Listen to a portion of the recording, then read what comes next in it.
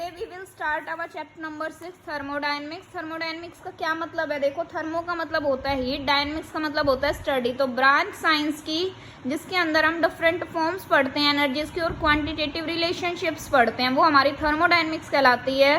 Thermodynamics हम पढ़ते क्यों हैं? देखो, क्योंकि यहाँ पे हमें ये पता चलता है कि कोई भी केमिकल रिएक्शन हो रही है या नहीं हो रही है। ठीक है, हमें कुछ लॉज के बारे में पता चलता है, जैसे लॉ ऑफ केमिकल इक्विलिब्रियम के बारे में। ठीक है, ये हमारा हेल्प करता है डिड्यूस करने में कुछ इंपॉर्टेंट लॉज को, वही। ठीक है, उसके बाद हमें हेल्प करता है एक्सटेंट ऑफ रिएक्शन को प्रेडिक्ट करने में इक्विलिब्रियम अटेन्ड होने से पहले। ठीक है, उसके बाद लिमिटेशंस क्या होती हैं थर्मोडायनेमिक्स की? देखो कि ये हमें बताता है किसी प्रोसेस की फिजिबिलिटी, कि कोई रिएक्शन हो रही है या नहीं हो रही है, लेकिन रेट के बारे में नहीं बताता है। ठीक है, ये सिर्फ और सिर्फ इनिशियल एंड फाइनल स्टेट्स के ऊपर डिपेंड करता है और मैकेनिज्म के बारे में कुछ भी हमें नहीं बताता है। ठीक है, कुछ बेसिक टर्म्स हैं हमारी थर्मोडायनेमिक्स के अंदर, जिसके अंदर सबसे पहले हमारी सिस्टम एंड सराउंडिंग्स। ठीक है, तो हमारा यूनिवर्स का पार्ट जो हमने चूज कर रखा है, जिसके ऊपर हम थर्मोडायनेमिक कंडीशंस अप्लाई करेंगे। ठीक है, जैसे इफेक्ट क्या है टेम्परेचर का, प्रेशर का, वो हमारा सिस्टम कहलाता है। और जो रिमेनिंग पोर्शन होता है यूनिवर्स का, जो सिस्टम को छोड़ के, वो सराउंडिंग कहलाता है। तो यूनिवर्स क्या होता है? हमारा सिस्टम प्लस सराउंडिंग होता है। ठीक है,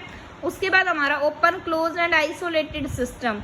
ओपन सिस्टम क्या होता है? एक सिस्टम को हम ओपन सिस्टम कहते हैं अगर एनर्जी का एक्सचेंज और मैटर का एक्सचेंज, दोनों का एक्सचेंज पॉसिबल है सराउंडिंग के साथ, तो वो हमारा कैसा सिस्टम कहलाता है? Open system. जैसे पानी को हमने किसके अंदर रखा है? खुले बर्तन के अंदर रखा है। ठीक है, फिर होता है हमारा क्लोज सिस्टम। अगर एक सिस्टम में सिर्फ हमारी एनर्जी का एक्सचेंज हो सकता है सराउंडिंग के साथ, लेकिन मैटर का नहीं होता, तो वो हमारा कैसा सिस्टम कहलाता है? क्लोज सिस्टम कहलाता है। ठीक है, जैसे वाटर को हमने क्लोज्ड वेसल के अंदर रखा हुआ है। ठीक है, उसके बाद हमारा आइसोलेटेड सिस्टम। अगर एक सिस्टम के अंदर ना ही मैटर का एक्सचेंज होता है, ना ही एनर्जी का एक्सचेंज होता है सराउंडिंग के साथ, तो वो हमारा कैसा सिस्टम कहलाता है? आइसोलेटेड सिस्टम कहलाता है। जैसे हमने चाय को रखा है थर्मस के अंदर। ठीक है, उसके बाद हमारी state of A system and state variables क्या होते हैं?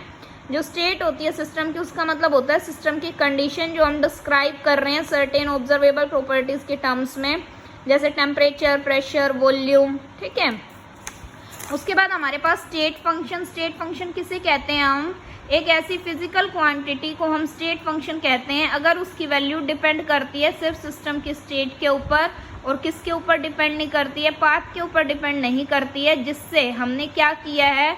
उस स्टेट को अटेन किया है। जैसे हम ऊपर चढ़ के जा रहे हैं, एक बार हम लिफ्ट से चढ़ रहे हैं, एक बार हम स्टेयर से चढ़ रहे हैं। ठीक है, लेकिन ऊपर पहुंच के जो पोटेंशियल एनर्जी होती है उसकी वैल्यू क्या होती है? फिक्स होती है, चाहे हम दोनों में से किसी भी तरीके से चढ़े हों, लेकिन जो काम होता है वो क्या होता है? अलग अलग होता है। तो पोटेंशियल एनर्जी हमारा एक स्टेट फंक्शन है, जबकि वर्क हमारा एक स्टेट फंक्शन नहीं है।